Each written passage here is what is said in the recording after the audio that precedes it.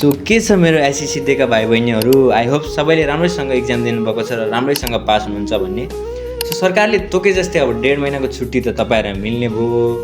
त्यो 1.5 महिनाको छुट्टीमा के चाहिँ गर्ने होला भनेर त्यत्तिकै सोचेर नबस्नुहोस्, आफ्नो टाइम वेस्ट पनि नगर्नुहोस्। बरु अहिले नै जानुहोस् प्ले स्टोरमा खेलमेला सर्च गर्नुहोस् र त्यो डाउनलोड गरिहाल्नुहोस्।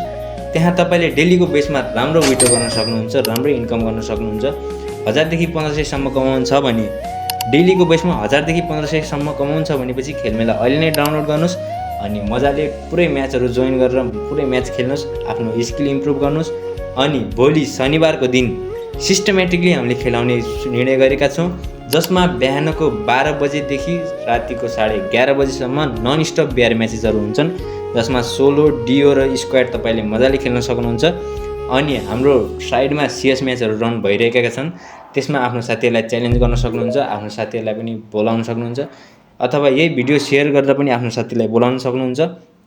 मजाले खेल्नुहोस्, मजाले इन्कम गर्नुहोस् र आफ्नो 1.5 महिनाको छुट्टीलाई कसरी युटिलाइज गर्ने खेलमेलाबाट सिक्नुहोस्। खेलमेलामा मजाले इन्कम गर्नुहोस् र मजाले विड्रोहरू निकाल्नुहोस्। हामी तपाईँलाई विड्रो दिइराख्नेछौँ र खेलाइराख्ने पनि छौँ।